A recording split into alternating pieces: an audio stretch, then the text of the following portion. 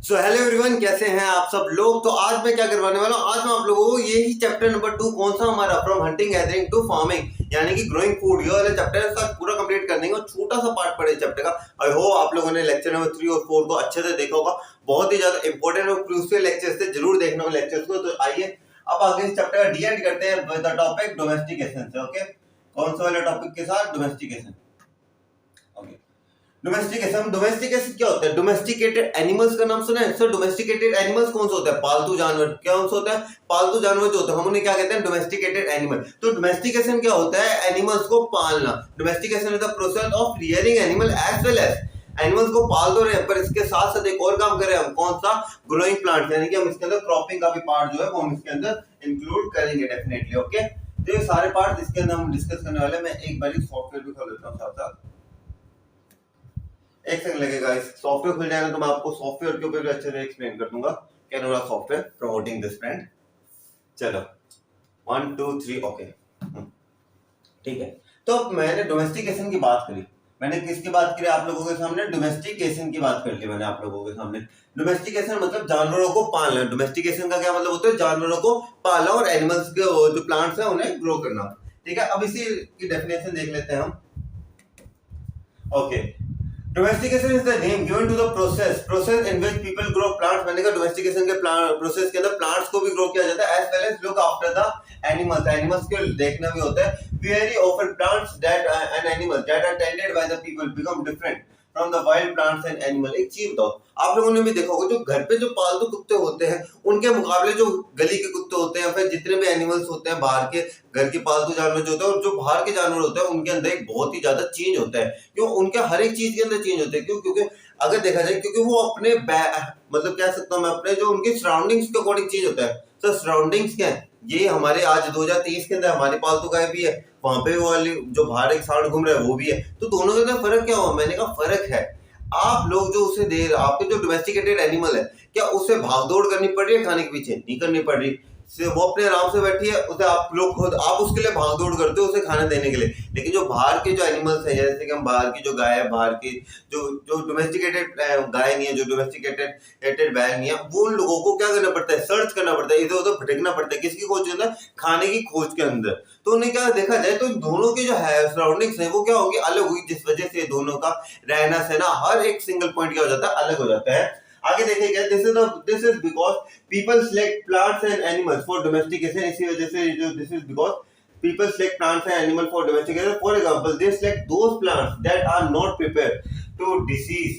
They also select plants, यानी कि वो पता है क्या कहना चाहते हैं इंडायरेक्टली? वो ये चीज कहना चाहते हैं कि हम जो प्लांट्स एनिमल्स को रियर करेंगे ना, हम उन्हीं प्लांट्स एंड एनिमल्स को रियर करेंगे जो डेंजरस ना हो हमारे लिए। ऐसा नहीं कि भाई शेर कोई नहीं पालता उस टाइम पे, सब कहते हैं भाई ऐसे जानवर पालो जिनसे हमें ना हो। यानी कि सीधा साधी बात को, हर्बीवोरस एनिमल्स को पालना उनके लिए सेव होता था। क्यों? क्योंकि वो कार्निवोरस को अगर पालेंगे तो किसी दिन खाना नहीं दिया तो वो तो अपना खाना पूरा करेंगे हम लोगों को मार के। ओके, तो also select plants that eat large size grain. अब देखो उस टाइम के लोग जो थे वो इस तरीके की क्रॉप्स उगाने की कोशिश करते थे। उस टाइम के लोग क्या करते थे? जो वो क्रॉप्स उगाना चाहते थे ना, the crop that they wanted to grow, उसके अंदर कुछ पॉइंट जरूर देखते थे कि वो जो क्रॉप है ना वो लार्ज यील्ड हो।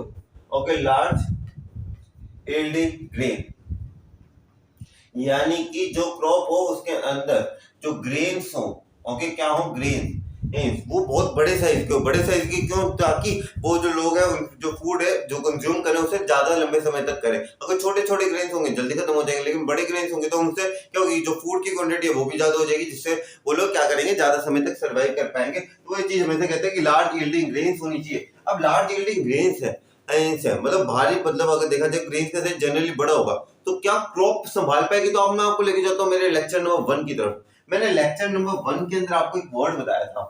तो मैं कहता हूँ कि आप लोग अगर देख रहे हो ना ये लेक्चर सारे, तो आप लोगों को पता होगा कि मैं कौन कौन से वर्ड किस किस टाइम पे मैंने क्या बोलूंगा। मैंने एक वर्ड यूज किया था, स्टॉक्स। क्या बोला मैंने? जो आपकी क्रॉप होती है उसका ये जो पार्ट होता है, मेन पार्ट, इसे हम इस पार्ट को हम क्या कहते हैं? इस पार्ट को कहते हैं हम स्टॉक। क्या कहते हैं इस पार्ट को? स्टॉक। अब ये जो तना है, अगर ये तना मजबूत होगा तो अगर ग्रेन का जो साइज है वो बड़ा होगा तो इससे क्या होगा? स्टॉक स्टेबल है। लेकिन अगर ग्रेन का साइज ज्यादा बड़ा हो, स्टॉक क्या वीक है, तो क्या होगा? अगर इस साइड ग्रेन होगा वो इस साइड करता करता करता करता क्या हो जाएगा? टूट जाएगी आपकी क्रॉप। और उससे क्या होगा? वो जो क्रॉप है वो प्रॉपर न्यूट्रिशन नहीं दे पाएगी। तो वो इस चीज का जरूर ध्यान देते थे कि बहुत जो भी हम क्रॉप ग्रो करें ना उनकी जो स्टॉक है वो क्या होनी चाहिए, स्ट्रॉन्ग होनी चाहिए। इसके अंदर देखो they select plants that yield large size grain and have strong stalks capable of bearing the weight of the ripe grain, जिनके अंदर क्या हो, कैपेबल हो किस चीज के लिए, बियरिंग द वेट, बियरिंग मतलब सहना, okay, the weight of ripe grain. Seeds from selected plants are preserved and sown to ensure that new plants and seed will have the same quality। अब पता है क्या, अब एक बढ़िया सी क्रॉप दिखी तो वो पता है क्या, उसके सीड जो होंगे, जो भी उसका जो भी क्रॉप के ग्रेन्स होंगे उन्हें ना सिलेक्ट करते हैं, यार ये बढ़िया क्वालिटी का, यार ये बढ़िया क्वालिटी का, रख लेते थे। क्यों रखते थे, क्योंकि उनको पता क्या मानना था कि अगर हम इनके क्रॉप जो इतने प्योर है, प्योर मतलब इतने बढ़िया क्वालिटी के जो क्रॉप्स उगे, इनके ग्रेन्स को जब हम कलेक्ट करके इन्हीं के ग्रेन्स को जब हम सो करेंगे, इन्हीं ग्रेन्स को जब हम मिट्टी के अंदर मतलब उगाने के लिए जब हम इन्हें सोइंग करेंगे इनकी, तो इससे क्या होगा, डिट्टो सेम उसी तरीके की क्रॉप्स उगेगी। अब उसी तरीके की जब क्रॉप्स उगेगी तो उससे क्या होगा, सेम टाइप की क्रॉप्स मिल जाएगी और हमें क्या है, उससे हम सेटिस्फाइड थे, इससे भी हम क्या होंगे, सेटिस्फाइड होंगे। Okay, seeds जो same quality amongst animals, those that are relatively gentle are selected for breeding। मैंने कहा gentle का यहाँ पे शांत स्वभाव के हैं, उन्हीं को select किया जाएगा। As a result, gradually domesticated animals and plants become different from the plant। जैसे मैंने दो गायों का एग्जांपल दिया था, जैसे एक गाय है जो कि जिसे हम खाना देते हैं, जैसे हमारा सारा काम हम लोग कर देते हैं, लेकिन दूसरी गाय जैसे क्या करना है, she need to travel, she need to move from one place to another in search of food। उसे सर्वाइव करना पड़ता है। यहाँ पे सर्वाइवल कंडीशन बहुत नॉर्मल है, लेकिन वहां पे बहुत ज्यादा टफ है। Okay, for example, the teeth and horns of wild animals are usually much larger than those। ये जो है, ये देखो इन दोनों के अंदर जैसे दांत है, तो फिर ये देखो ये डोमेस्टिकेटेड एनिमल है, ये वाइल्ड एनिमल है। अब इनके साइज के अंदर कैसे फर्क आ गया, क्योंकि आप लोगों को काफी बार के पेरेंट्स भी बहुत बार कहते होंगे कि बच्चा खेला करो, खेला करो। क्यों खेला करो, क्योंकि जब आप खेलोगे आप लोगों के क्या होंगे, सारे ऑर्गन, क्योंकि हम जब खेलते हैं तो हमारे बॉडी के सारे ऑर्गन जो है वो काम करते हैं, स्ट्रेटजीज के लिए हमारा दिमाग है, किस तरीके से हमें मूवमेंट करनी है, हमारी पूरी बॉडी क्या होती है, एक्टिव होती है। और एक तरफ दूसरा बच्चा है जो सारा टाइम लेजी बैठा रहता है, ठीक है, और आराम से वीडियो गेम्स खेलता है, वो कुछ एक्टिविटी नहीं करता है ऐसी कुछ। तो दोनों केसेस के अंदर देखा जाए, जो पर्सन बाहर खेल रहा है, तो फिर अगर जो बच्चा अंदर खेल रहा है, क्या उसके जो सारे बॉडी पार्ट्स हैं, क्या उसका ढंग से वो इस्तेमाल कर पाएगा, नहीं कर पाएगा। क्यों, क्योंकि वो इन सबका कलेक्टिव यूज नहीं कर पा रहा। इससे क्या होगा, जो उसकी जो नेक्स्ट जनरेशन आएगी ना, उसके अंदर इस चीज की क्या होगी, कमी होगी। क्यों, शरीर को क्या लगेगा, शरीर पहले जो अगर देखा जाए, हमारे जो पूर्वज थे, जैसे हम कहते हैं ना बंदर हमारे पूर्वज थे, उनके तो पूंछ होती थी, लेकिन हम जैसे जैसे इवॉल्व होते गए, हमारी बॉडी को क्या लगा, यार पूंछ की तो कोई जरूरत ही नहीं है, तो उन्होंने क्या कर दिया, धीरे धीरे करके क्या होगा, पूंछ एलिमिनेट होगी ह्यूमन बॉडी में से।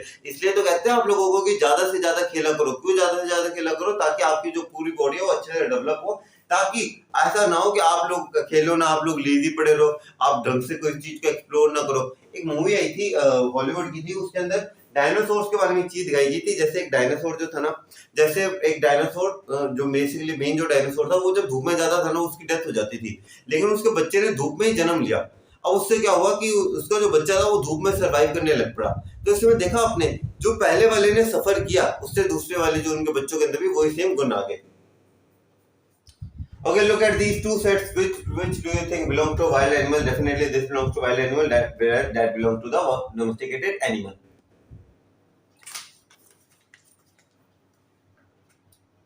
आगे देखो, domestication was a gradual process था that took place कितने साल पहले लिया था, 12,000 साल पहले लिया था इसने प्रोसेस।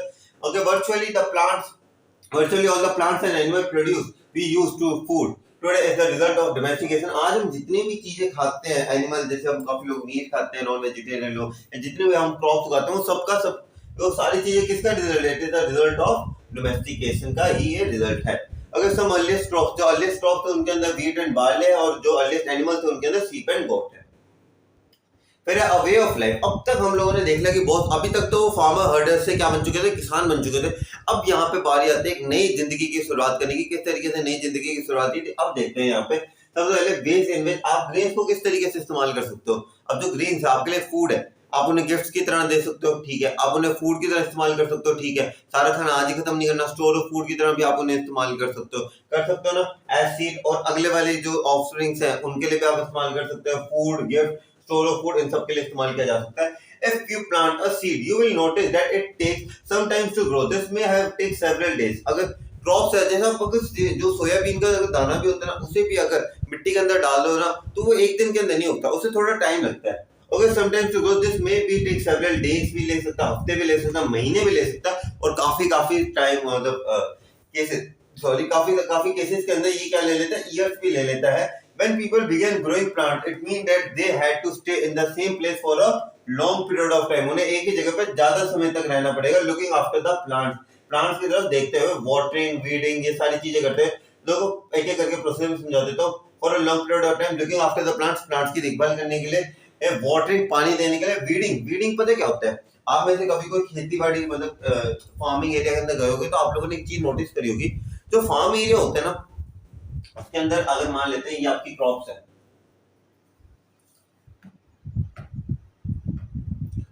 जैसे मान लेते हैं ये आपका फार्म एरिया है, ठीक है, this is your farm area, ठीक है. अब यहाँ पे फार्म एरिया के अंदर जो मैं ये स्ट्रेट लाइन बना रहा हूँ ना डबल, ये आपकी क्रॉप्स है, ठीक है. ऐसे करते करते आपकी ये सारी यहाँ पे क्रॉप्स ही बनी है, ठीक.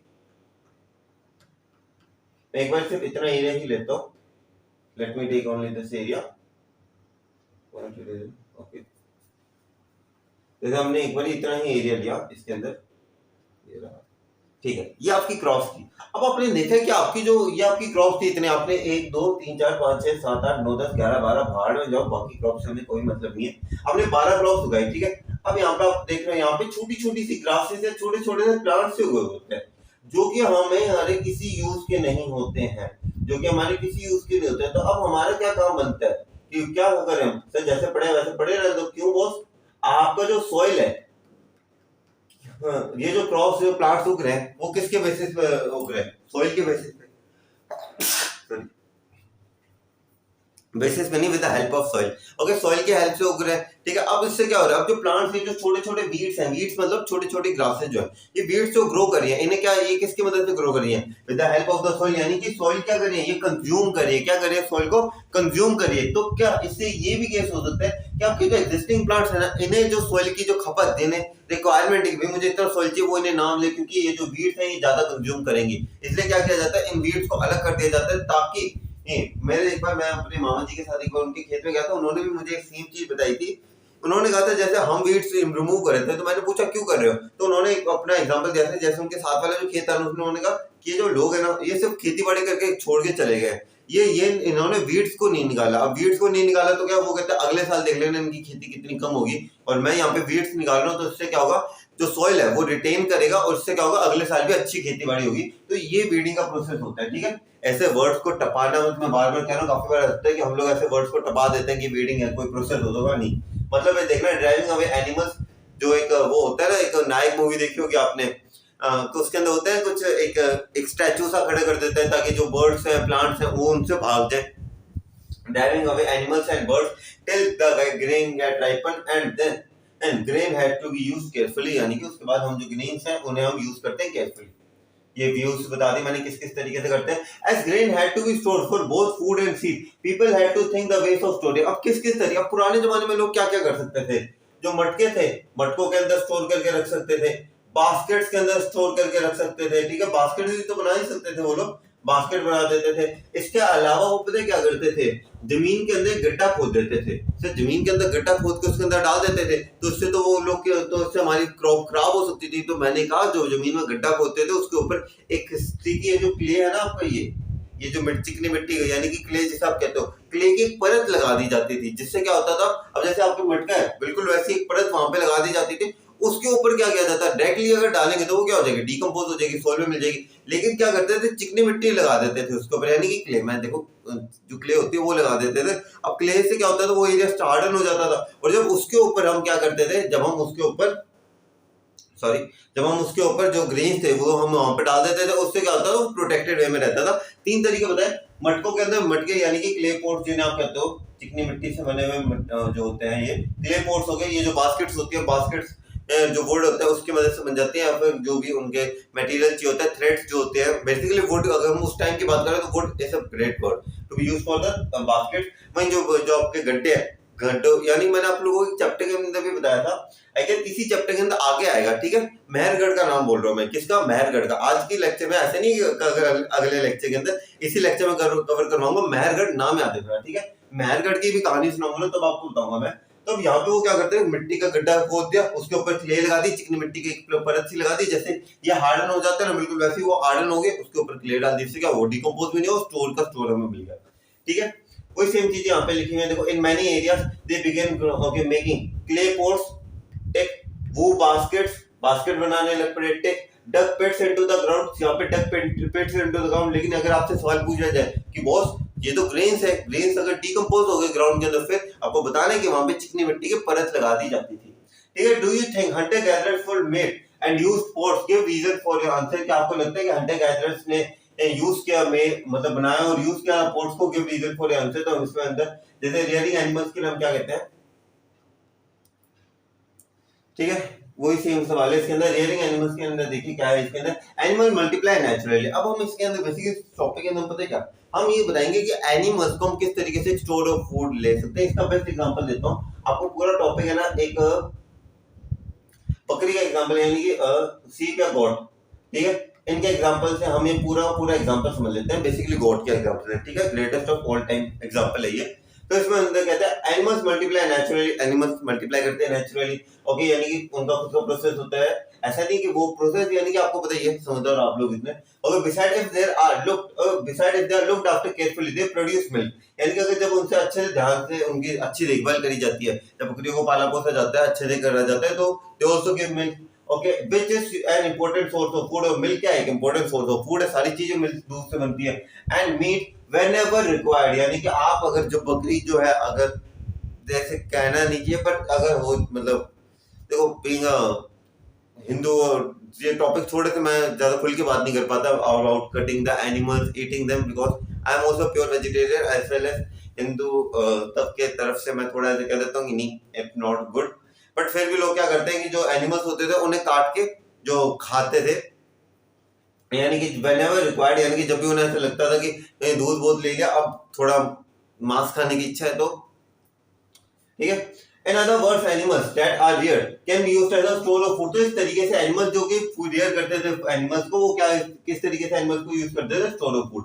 Apart from the food, what are the things that you could have been obtained from animal, animal से क्या क्या ले सकते हो आप, एनिमल्स को आप एक अच्छा सोर्स यूज कर सकते हो। पहले के रिसेंटली एग्जांपल से देखा जाए तो एनिमल्स को अगर अब देखा जाए, एनिमल्स आर यूज फॉर, क्या नाम लेते हैं, कहते हैं सबसे पहले एनिमल्स की हम जो सीप है, जैसे उनसे हमें जो मिलता है, हमें वूल मिलता है।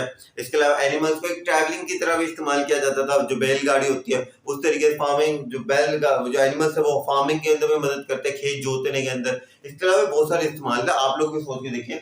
Okay, finding out the first farmers and herders. अब हम निकालते हैं finding out the first farmers and herders. Turn on to map 2. You will notice a number of blue squares, each marked as a site from where archaeologists have found evidences of early farmers and herders. These are found all over the subcontinent. Some of the most important ones are in the northwest and present-day Kashmir. Okay, present in Kashmir and in South India. यानी कि यहाँ पे find out होते हैं, वो map के अंदर है, जिसमें आपको मैप ही दिखा देता हूँ।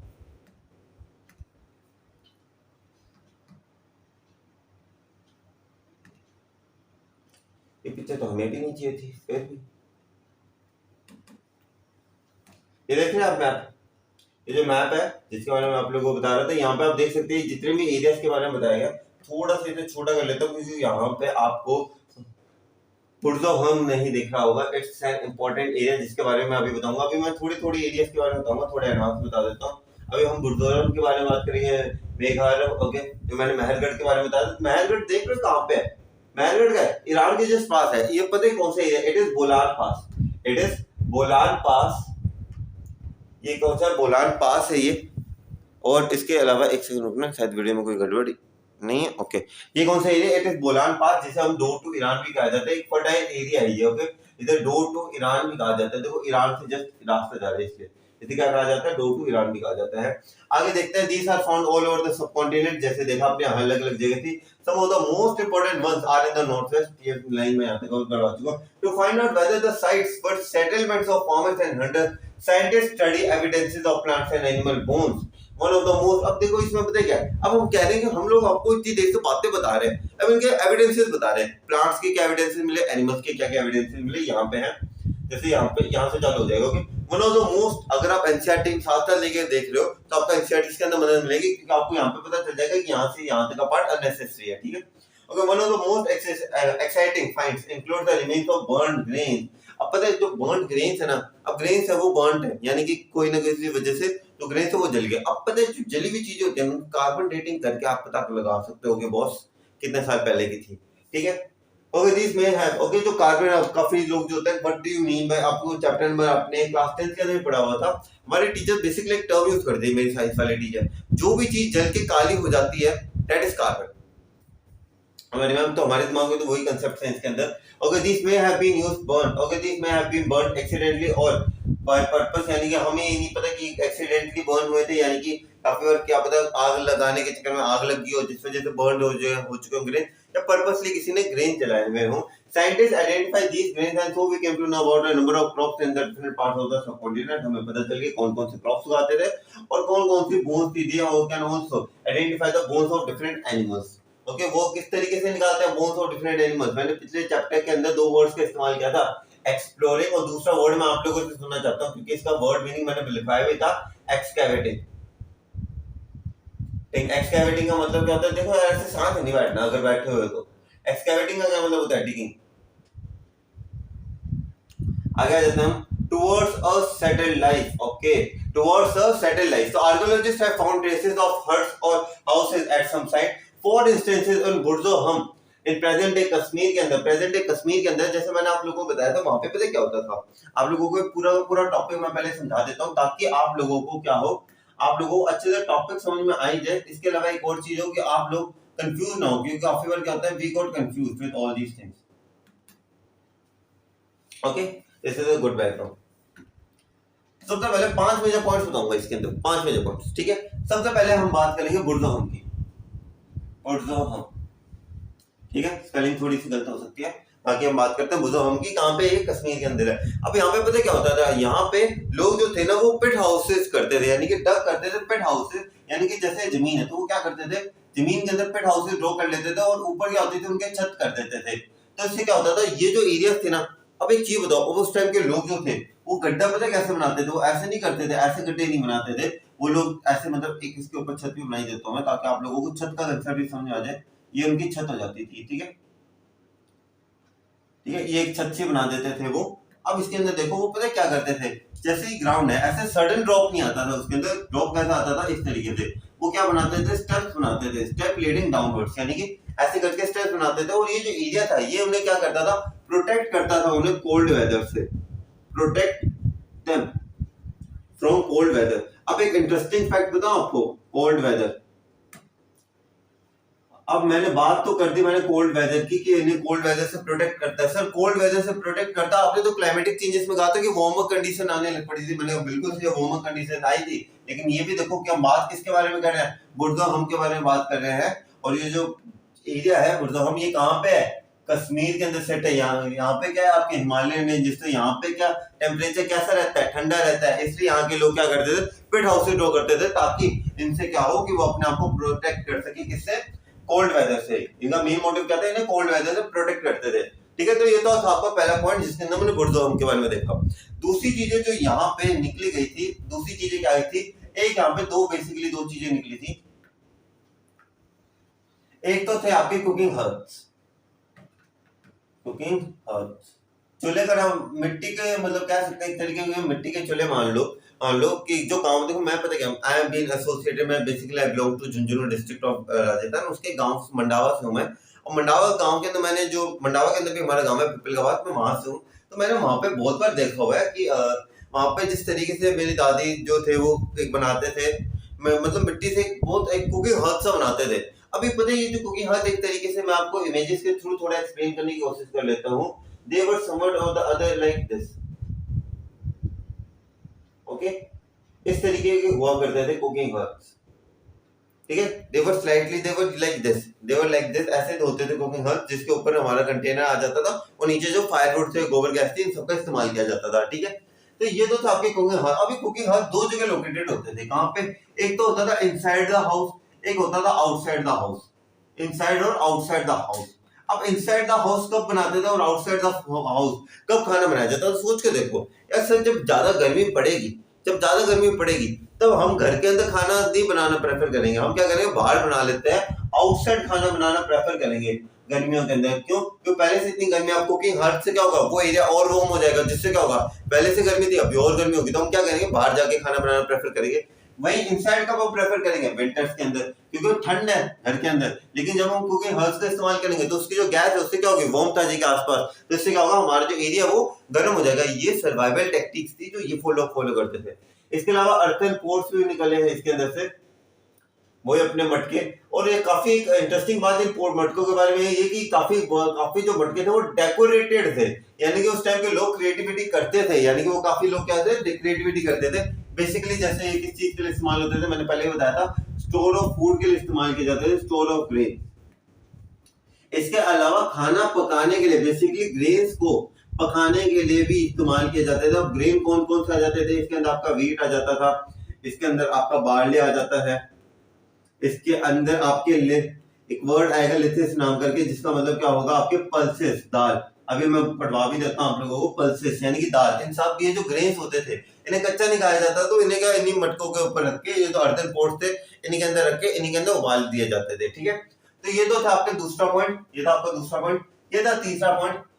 एंड अब आ जाते हैं चौथे और पांचवें पॉइंट के ऊपर। चौथा पॉइंट था, इसके अंदर हम लोगों ने, तो आप लोगों को मैंने कुकिंग हर्ब्स के बारे में बता दिया। इसके बाद जो हमने यहाँ पे इस टाइम, अगर मैं जो पैराग्राफ है उसके अंदर एक आएगा नियोलिथिक टूल्स के बारे में। कोई सेम चीज है कि नियोलिथिक टूल जो थे वो जो हैंडल्स होते थे, जो भी वुड और हम बोन्स ढूंढ के उनके हैंडल्स के ऊपर लगा के हथियारों की तरह इस्तेमाल किए जाते थे। नियोलिथिक टूल्स के उनसे टूल्स होते थे जिनके पास क्या होती थी, fine cutting edge, fine cutting edge. अब नियोलिथिक का पीरियड भी बता दो मुझे, पिछली वीडियोस भी रिवाइज हो जाएगी। Okay, fine cutting edge and polished होते थे वो। अब टाइम पीरियड बताओ बॉस, अगर आप देख रहे हो ना लेक्चर, आपको पता होना चाहिए टाइम पीरियड क्या था। टाइम पीरियड क्या था इसका, fine cutting edge of and polish tools के, उनका टाइम पीरियड था 10,000 साल से लेके 4,500 साल तक था। इसके बाद कौन सा एज आता था, ब्रॉन्ज एज। देखो सारी चीजें मैं बता चुका हूँ, जो कि काफी चीजें एनसीईआरटी में नहीं है, लेकिन मैं कवर करवाता हूँ। ठीक है, इनके लिए इस्तेमाल किया जाता था। इसके अलावा वो दो वर्ड्स और है, मोटार्स। देखो मेरी जो प्रोनाउंसिएशन है वो थोड़ी गलत हो सकती है, लेकिन देखो मैं मेरे हिसाब से प्रोनाउंस करता हूँ। और यहाँ पे आता था पेस्टलेस। आप पता है ये कौन सी चीजें होती थी, पेस्टलेस। ओके, थोड़ी स्पेलिंग के ऊपर मत जाओ। ओके, पेस्टलेस, जो मोटार्स और पेस्टलेस होते थे, ये पता क्या होते थे, ये आपके अदरक कूटने वाली चीजें देखी आपने, अदरक कूटने वाला, बिल्कुल वही यही है। अभी अदरक कूटने वाले से हम क्या करते हैं, काफी बार आपने देखा अदरक को एकदम पीस देते हैं, तो ये जो चीजें थी, ये मोटार्स और पेस्टलेस किस चीज के लिए यूज करते थे ये लोग, ये चीजें ये यूज करते थे for grinding grains. Grinding grains, grains को ग्राइंड करने के लिए हमें इस्तेमाल किया जाता था। ये तो आ गया आपका चौथा पॉइंट। और लास्ट पॉइंट आता था इसके अंदर कि आप देखो जो लोग जो थे वो खेती बाड़ी पे आ चुके थे, यानी कि अब उन्होंने खेती बाड़ी करनी चालू कर दी थी। तो मैंने आप लोगों को पहले बताया था, पहले किससे, वो जो स्टोन टूल से, उससे क्या करते थे, वीविंग करते थे clothes made out of animal skin. अब यहाँ पे भी लोग वीविंग करते थे, लेकिन made out of different kinds of material such as cotton. बस यही है आपके पांचों पॉइंट जिसके अंदर था। चौथा पॉइंट के अंदर आपको ये सारे पॉइंट थे, और पांचवें पॉइंट के अंदर हमने ये बताया कि जो कपड़े जो बनने लग पड़े थे वो डिफरेंट काइंड्स ऑफ मटेरियल, यानी कि लोग अब कॉटन के कपड़े पहनना ज्यादा प्रेफर करने लग पड़े थे। ठीक है, अकॉर्डिंग टू द एटमॉस्फेयर, ऐसे नहीं, कॉटन, वूल, जो भी अब उन्होंने एनिमल स्किन के वजह अब उन्होंने दूसरे कपड़ों को पहनना अडॉप्ट किया था। हम कहां पे थे, ओके, पीपल बिल्ट पिट हाउसेस, जैसे मैंने बताया, which were dug into the ground with steps leading downward. Okay, with step leading into them यानी कि downward. This may have provided them shelter in cold weather. पहला पॉइंट डिट्टो सेम है। उसके बाद archaeologists have also found cooking herbs both inside and outside the houses, which suggests that depending on the weather, people could cook the food either indoors or outdoors. अंदर बनाएंगे, बाहर बनाएंगे, according to the weather. तो वो सारी चीजें मैंने आपको बता दी। इसके बाद आ जाते हैं हमारे पास, okay, यहाँ पे stone tools have been found from many sites as well. Many of these sites, okay, many of these are different from earlier Paleolithic. That is why they are called Neolithic. जैसे मैंने पहले Neolithic age के अंदर बताया था। These includes tools which were polished to give a fine cutting edge and mortars and pesters.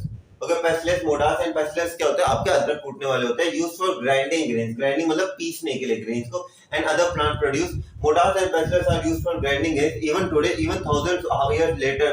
यानी कि आज भी आप लोगों को, मैंने अदरक कूटने वाले से आपको दिमाग में आज भी यूज होता है और आने वाले साल में भी यूज होगा इसके अंदर। ठीक है, at the same time tools of the Paleolithic time continue to be made and used.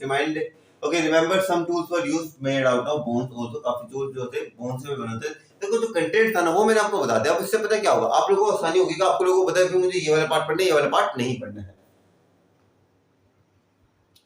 Okay, many kinds of earthen pots have also been found. These were sometimes decorated and were used for storing things. People began using pots for cooking food. जैसे मैंने बताया था earthen pots का काम पे इस्तेमाल होने पड़ा. Cooking food, especially grains like wheat, rice and lentils.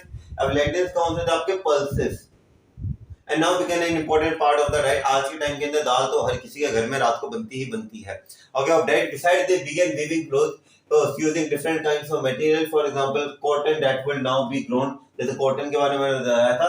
ये पैराग्राफ वैसे काम करनी है पर फिर बता देता हूँ. Did things change everywhere and at all at once? देखो जो changes होते हैं एक और चीज इसमें एक है. एक रणवीर अलाहाबादिया सर के एक शो के अंदर एक बार पूछा गया था कि it does not happen that Draupadi खत्म होने के बाद सीधा अगले दिन से सब लोग दुष्ट हो गए थे. नहीं, गोल्डन एज आ रही है, यानी कि ट्रांजिशन के अंदर समय लगता है. हमें क्या लगता है? हमें ट्रांजिशन में समय लगता है हम लोगों को.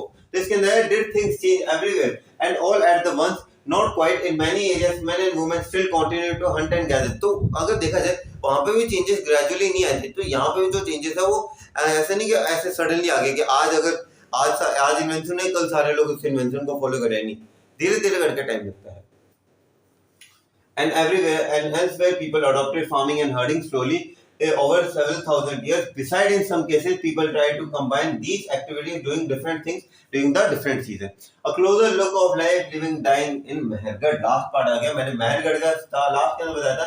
मेहरगढ़ की लोकेशन भी बता चुका मैंने आपको कहाँ पे है. मोलान पास के पास है. मोलान पास एक फर्टाइल प्लेन है और वहां पे इसे क्या कहा जाता है? डोर टू ईरान भी कहा जाता है. मेहरगढ़ हमें ढूंढने की कोशिश नहीं है पाकिस्तान के अंदर. This site is located in a fertile plain का जैसे मैंने नाम लिया near Bolan pass which is one of the most important routes to Iran. इसलिए इसे इस रूट का क्या नाम है? Door to Iran. Okay, Mehergarh was probably one of the places where people learned to grow barley and wheat and rear sheep and goat for the first time in this area. आप लोग थोड़ा दिमाग को घुमाओ. चैप्टर नंबर 1 के अंदर north west के अंदर सुलेमान और किरतार हिल्स के ऊपर आ जाओ. कहाँ पे है? नॉर्थ वेस्ट के अंदर. और वहां पे हमने क्या कहा था? These were the area where men and women first began. मैं एनसीईआरटी की लाइन बोल रहा हूँ. एनसीईआरटी की लाइन मुझे याद है क्या क्या एनसीईआरटी के अंदर लिखा. चाहो तो चेक भी कर लेना. These were the area where men and women first began to grow crops such as wheat and barley and rear animals. यहाँ पे क्या लिखा हुआ है? For the places where people learn to grow barley and wheat and rear animal for the first time, first places. और कितने साल पहले हुआ था? टाइम ना देखो, भूलोगे तो काम नहीं है. 8000 साल पहले मैंने चार्ट भी बनाया था. सबसे पहले हमने नर्मदा की बात की थी, फिर 8000 पे आए थे, फिर हम धीरे धीरे करके हम एक एक करके टाइमलाइन हमने पकड़ी थी. 2500 साल तक आए थे, 2250 साल तक आए थे, 4700 साल पहले आए थे इंडस्ट्री वर्ल्ड के पास, फिर गंगा के पास आए थे, फिर हम अफगानिस्तान गए थे. टाइमलाइन याद रखो यार, ये टाइमलाइन को भूलोगे तो काम नहीं आएगा आपके. ठीक है. It is one of the earliest villages that we know about. At this site, many animals' bones were found. Bones of wild animals such as the deer and pig, and also bones of sheep and goat were found. जो bones थी sheep और goat की वो भी मिली गई थी. Other finds at Mehergarh include remains of square rectangular houses. मैंने houses के बारे में बताया था. पिट करते हाउसेस को, जो क्या थे वो क्या खुदाई करते थे, उनके ऊपर क्ले की परत चढ़ाते थे, उसके ऊपर वो क्या करते थे? ग्रेन्स को स्टोर करते थे. तो उनके जो हाउसेस थे ना वो कैसे हाउसेस थे? देयर हाउसेस, ये जो हाउसेस थे वो कैसे थे? स्क्वायर शेप के अंदर थे और इनके अंदर छोटे छोटे ऐसे कंपार्टमेंट बने होते थे. बेसिकली 4 तो होते थे, 4 या 2 तो होते थे, इसके अलावा ज्यादा भी हो सकते हैं. अब इसके अंदर पता क्या, अब जैसे ये कंपार्टमेंट है, इसके अंदर खुदाई कर लिया और यहाँ पे इसे क्या बनाते हैं? जैसे हमारा स्टोर रूम होता है ना, उनका ये स्टोर ऑफ फूड है. ओके, जैसे इन्होंने डायग्राम के अंदर भी दिखाया हुआ है. Other finds in Mehergarh include remains of square and rectangular houses. Each house had 4 or more compartments, some of which may have been used for storage. जिनमें से काफी चीजें जो स्टोरेज के लिए इस्तेमाल करी जाती थी. अब जैसे a house in Mehergarh, that is what a house in Mehergarh may look. यानी कि इस तरीके का घर होता है जिसमें कंपार्टमेंट्स भी बने होते हैं. ये डायग्राम बहुत one of the most important diagram है. इसकी कहानी लास्ट के अंदर समझाता हूँ मैं. लास्ट यानी कि लास्ट आई गया, इस चैप्टर खत्म है यहाँ पे. Okay, where people die. चलो, मैंने सोचा था इसके अंदर ये चीज बताई नहीं हुई ना इसके अंदर कि ये जो 4 कंपार्टमेंट्स बनते थे. अच्छा, बता दी. अब पता क्या होता था? जो लोग थे ना उस टाइम पे वो बिलीव करते थे लाइफ आफ्टर डेथ के ऊपर. कौन से कंसेप्ट के ऊपर बिलीव करते थे वो? They believe in the concept of life after death. तो पता क्या करते? इजिप्ट के अंदर आपने देखा कि इजिप्ट के अंदर जो महाराजा डेथ होती है, उनके बॉडी को अच्छे से सजा के एकदम अच्छे से बंद करके उनके पास ज्वेलरी रख दी जाती थी ताकि वो अगले जन्म के अंदर उनके पास अपनी जो वेल्थ है वो आगे उनके पास शिफ्ट हो जाए. सेम कंसेप्ट यहाँ पे भी चलता था। लोग जो थे, जो डेड पर्सन था उसके आसपास जो है ना यहाँ पे एनिमल्स को दफना देते थे। एनिमल्स को क्यों दफनाते थे? ताकि अगले जन्म के अंदर, यानी अगला जन्म उनके लिए क्या बॉडीज होंगे, नेक्स्ट वर्ल्ड के अंदर जब वो जाए, यानी कि भले वो नेक्स्ट वर्ल्ड कोई भी हो सकता है, उस टाइम पता क्या होता था, नेक्स्ट वर्ल्ड क्या होती थी, स्वर्ग पाताल, नेक्स्ट वर्ल्ड के अंदर जाए तो उनके पास कुछ टाइम के लिए खाने का जो चीजें हो वो उनके पास अवेलेबल हो, कुछ खाने के लिए उनके पास कोई ना कोई चीज तो अवेलेबल, इसलिए उनके साथ दफना देते थे इन लोगों को, इन चीजों को। यहाँ पे when people die their relatives and friends they generally respect to them। अब देखो ये रिस्पेक्ट करना ही तो है, हम लोग इंसान को दफना रहे हैं, दफनाना यानी कि नॉट द सेंस कि हम ऐसे मतलब इंटेंशनली दफना रहे हैं, हम उसे दफना रहे हैं, साथ में फ्रूट भी रखने, क्यों? क्योंकि we have a respect for this गाय। Okay, people look after them and perhaps in the belief that these that there is some form of life after that, कि अगर अगले जन्म अगर वो लेता अगला जन्म, burial is one such arrangement, यानी कि इसके अंदर क्या करते हैं, दफनाने के साथ साथ उनके अंदर उनके पास जो एनिमल्स के रिमेन्स थे वो भी रख दिए जाते थे। several burial sites have been found in Mehrgarh के अंदर बहुत सारी साइट ऐसी मिली है। It but it says that that person was found with goats which was probably meant to serve food in the next world, यानी कि अगले जन्म के अंदर खाने के लिए वो जरूरत के लिए उस हिसाब से रिकॉर्ड किया गया था। तो ये तो था आपका second number chapter. I hope आप लोगों को ये चैप्टर अच्छे से समझ में आ चुका होगा। तो till then do whatever you want to do man, but don't forget mata pita and Bharat Mata and Jai Hind guys. तो प्लीज चैनल को सब्सक्राइब कर लिया, प्लीज रिक्वेस्ट है। प्लीज हम 418 पे अटक चुके हैं, वापस आप लोगों का आशीर्वाद है, डेफिनेटली हम 450 का तो आंकड़ा टच करें। Till then Jai Hind guys and do whatever you want to do man, but don't forget mata pita and Bharat माता। जय हिंद गाइस।